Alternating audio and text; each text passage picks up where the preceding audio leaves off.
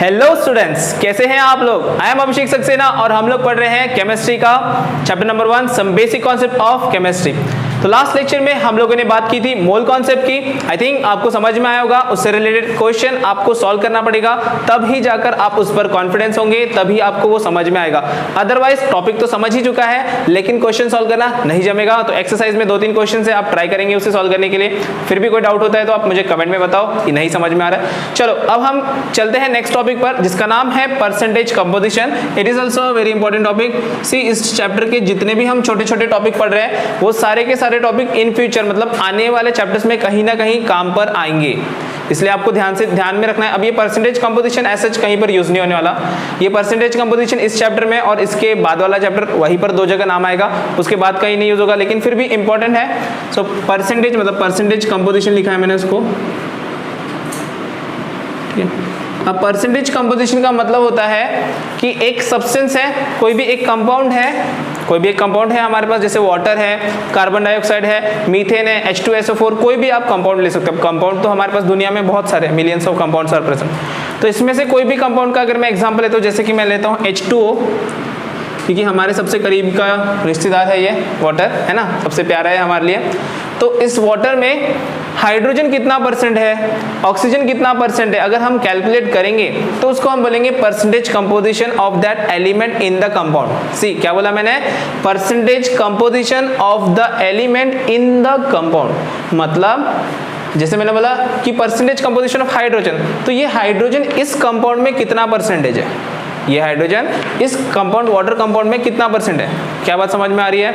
तो चलो अब परसेंटेज कंपोजिशन निकालते कैसे, मतलब just write a formula, percentage composition is equals to mass of the element, mass of element in the compound, कि वो कंपाउंड में उसका मास कितना है, divide by molecular mass of compound.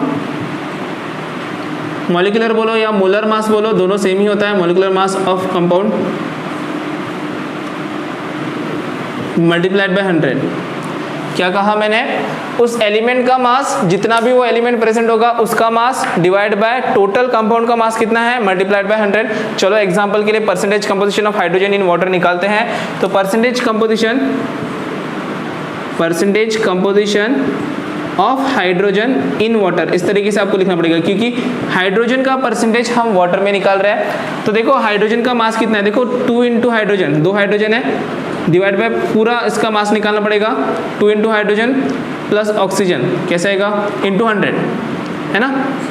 तो 2 into 1 divide by 2 into 1 plus oxygen का मास है 16 into 100, तो 2 1 2 डिवाइड बाय 2 प्लस 16 18 इंटू 100, तो ये हो जाएगा 100/9। You can solve this one. कितना आएगा आंसर यहाँ पर 1 पॉइंट, कितना आएगा 1 पॉइंट, फिर 1 ही आते रहेगा, ठीक है।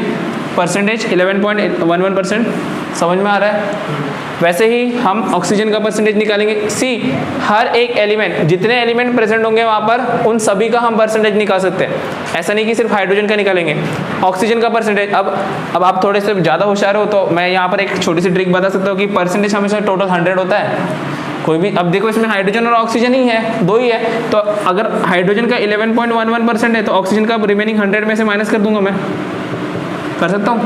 तो यहाँ पे कितना आएगा, 88 पॉइंट समथिंग आएगा, 88.8% समथिंग लाइक दैट, ठीक है। बट अगर कैलकुलेट करना होता मुझे एग्जैक्टली कैलकुलेट करना होता तो how will calculate this one, percentage of oxygen in water, तो क्या होता है, mass of oxygen divide by mass, molecular mass of water into 100 करना पड़ता। ऑक्सीजन कितना है हमारे पास, एक ही ऑक्सीजन है 1, तो oxygen divide by H2O into 100, oxygen का मास है 16 डिवाइड बाय 18 इंटू 100, तो ये हो जाता, मतलब डिवाइड करते 800 डिवाइड बाय 9, तो आई थिंक उतना ही आता, 88.8 समथिंग आता। क्लियर है in this way. Percentage composition निकालना तो बड़ा ही आसान है, मतलब कुछ लगा ही नहीं कि बच्चों का खेल हो गया। कंपाउंड पता है, उसका मास निकालना है, divide bye something and answer. तो आपको ऐसे क्वेश्चन नहीं आते, ये क्वेश्चन नहीं आता आपको। मतलब परसेंटेज कंपोजिशन निकालने नहीं आता, परसेंटेज कंपोजिशन दिया होता है और कंपाउंड निकालने आता है कि कंपाउंड कौन सा है बताओ। ठीक है, तो पहले आप ये समझो, इसके एक दो क्वेश्चन आपको सॉल्व करना पड़ेगा, मतलब at least you should solve for CO2 का परसेंटेज कंपोजिशन निकालो। चलो इसके बाद आप निकालो मीथेन का, इसके बाद आप निकालो सबसे इंपॉर्टेंट ग्लूकोज C6H12O6। ठीक है, इसके बाद आप एक्चुअली लिखने गए तो अब हम बहुत सारे निकाल सकते हैं, बट ठीक है NO2, इतने 4 निकाल लो। ओके, इतने आप निकाल के बताओ मुझे कमेंट में कितना परसेंट आ रहा है हर एक का, हर एक एलिमेंट का निकालना पड़ेगा। चलो ओके, सो आपने सॉल्व किया ही है। आई थिंक परसेंटेज कंपोजिशन आपको निकालना आ गया, अब आपने पॉज करके सॉल्व किया होगा उन क्वेश्चंस को।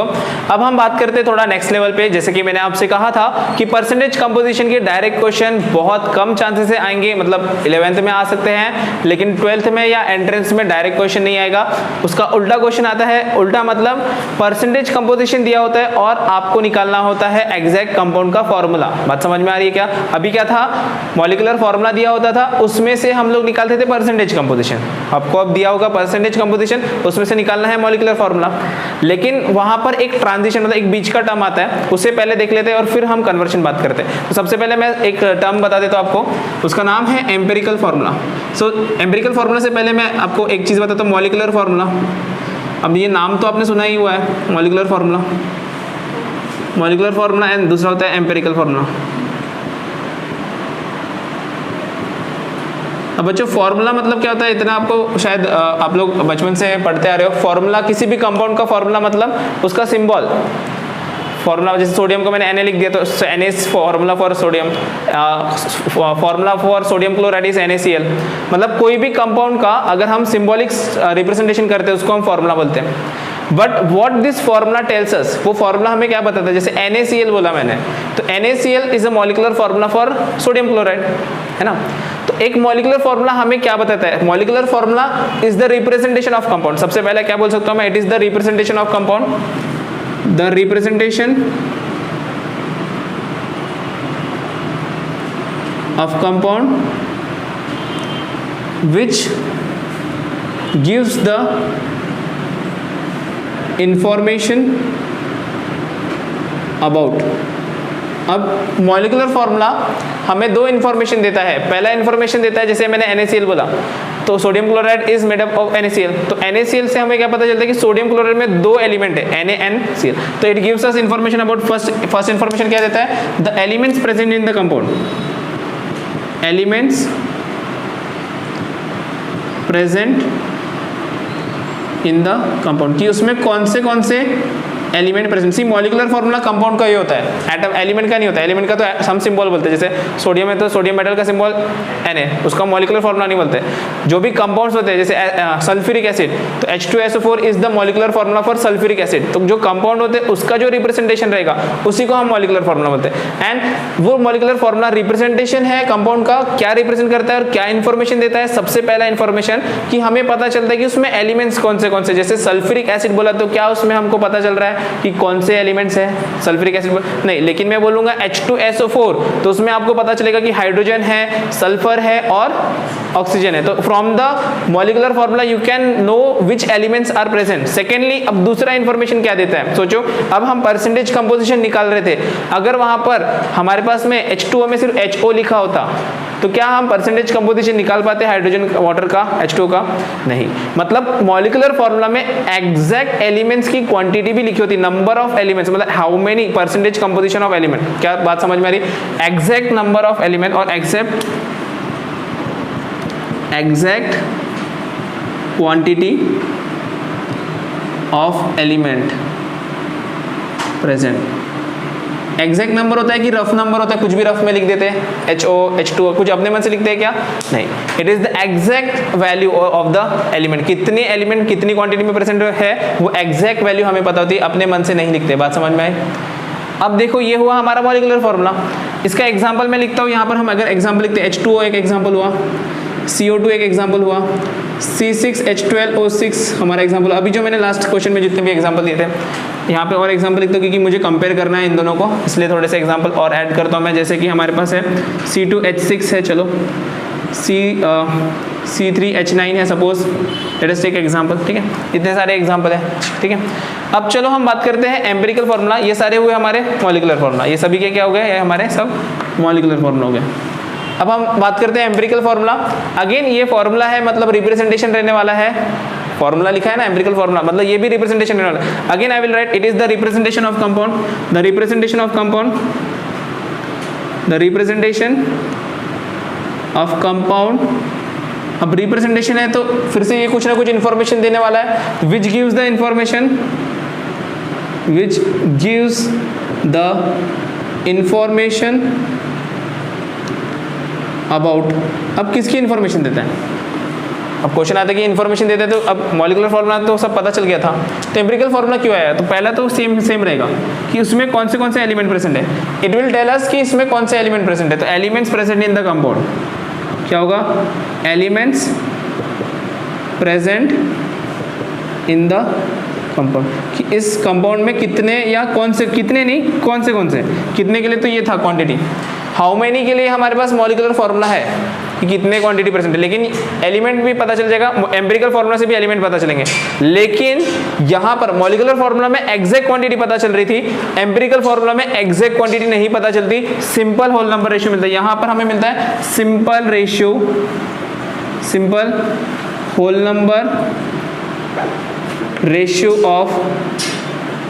Of elements present.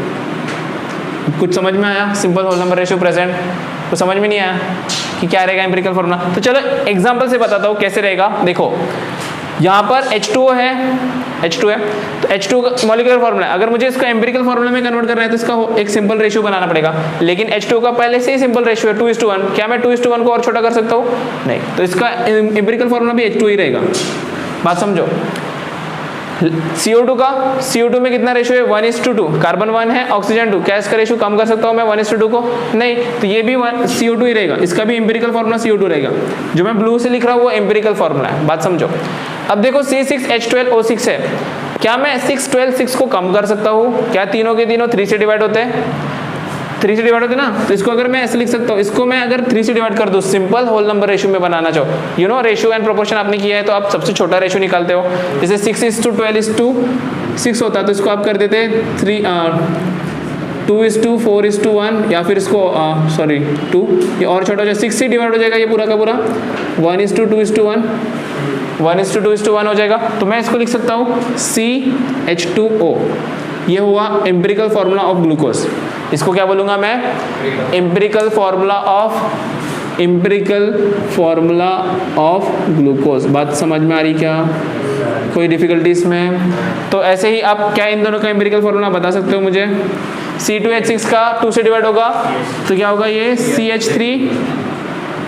अगर मैं इसका एम्पिरिकल फार्मूला लेता तो CH, फिर से CH3, समझ में आ रहा है। सी यार, molecular formulas are different but empirical formulas can be similar रह सकते हैं और उनके मॉलिक्यूलर फार्मूला अलग अलग रह सकते हैं।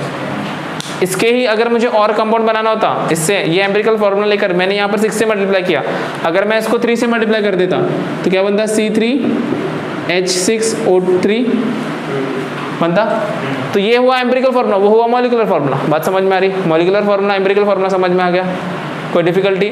सी, मॉलिक्यूलर फार्मूला एम्पिरिकल फार्मूला दोनों फार्मूला है कंपाउंड के, बट मॉलिक्यूलर फार्मूला में एग्जैक्ट नंबर मिलेंगे हमको, एग्जैक्ट नंबर, और एम्पिरिकल फार्मूला में सिंपल होल नंबर रेशियो मिलेंगे। बात समझ में आ गई, इतना क्लियर है? इन्हीं से, जैसे कि अब मॉलिक्यूलर फार्मूला है तो मॉलिक्यूलर फार्मूला से अपन मॉलिक्यूलर मास निकालते हैं, निकालना आता है आपको मॉलिक्यूलर मास। जैसे कि वाटर का निकालना है तो 2 इंटू हाइड्रोजन प्लस ऑक्सीजन 16 + 2 18 निकालते हैं। तो वैसे ही एम्पिरिकल फार्मूला से हम लोग एम्पिरिकल मास निकाल सकते हैं।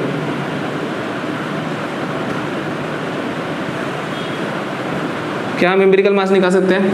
जैसे कि मुझे बोला ग्लूकोज का मॉलिक्यूलर मास निकालो, तो 6 × 12, 12 × 1, 6 × 16 निकालना आएगा। चलो मैं यहाँ पे लिखता हूँ C6H12O6, इसका मुझे बताओ मॉलिक्यूलर मास। ये तो मॉलिक्यूलर फार्मूला हो गया। मास निकालना है तो कैसे निकालूंगा, 6 × कार्बन, मतलब कार्बन का मास 12 प्लस हाइड्रोजन का मास 12 × हाइड्रोजन 1 प्लस 6 × 16 इसका आंसर 180 आता है। अभी हमने पिछले इस क्वेश्चन में सॉल्व किया था, इसलिए मैं 180 लिख रहा हूँ। अगर आपको इसको पूछा था कि what is the empirical mass of glucose, बोला इसका एम्पिरिकल मास बताओ, तो फिर इसको पहले मैं कन्वर्ट करता एम्पिरिकल फॉर्मूला में, क्या हो जाता CH2O। क्या बात समझ में आ रही है? CH2O। तो मुझे इसको कन्वर्ट करना है, तो इसका मास कितना आएगा 12 + 2 + 16 कितना आएगा देखो 30। ठीक है, तो देखो यहाँ पर जब कन्वर्ट किया तो मुझे डिवाइड करना पड़ा 6 से। जब मैंने यहाँ पे कन्वर्ट किया डिवाइड करना पड़ा 6 से, तो अगर मैं मास को भी 6 से डिवाइड कर दूँ तो आंसर आता है क्या? तो वो थोड़ा लॉजिक सोचना है आपको। ठीक है, इतना समझ में आया? तो empirical formula, empirical mass clear हुआ। तो अगर मैं इसके बीच में एक रिलेशन लिखना चाहूँ एम्पिरिकल फॉर्मूला और मॉलिक्यूलर मास के बीच में, तो molecular mass is equal to some number, कुछ number, any number multiplied by empirical mass, ऐसा बना सकता हूँ क्या मैं? वो डिपेंडिंग ऑन कौन सा फॉर्मूला है। जैसे यहाँ पे 6 था, यहाँ पर 3 है, या 2 है, यहाँ पे 2 है, यहाँ पे 3 है, अलग अलग कंडीशन में अलग अलग होगा। बात समझ में आ रही है? ये नंबर चेंज हो सकता है लेकिन ये फॉर्मूला सेम रहेगा। Molecular mass is equal to some number multiplied by empirical mass. कहीं कहीं पर ये 1 भी हो सकता है, जैसे वाटर के लिए, वाटर का मॉलिक्यूलर मास भी 18 आएगा, एम्पिरिकल मास भी, क्यों? क्योंकि इसका एम्पिरिकल फॉर्मूला सेम ही आता है। नहीं समझ में आया?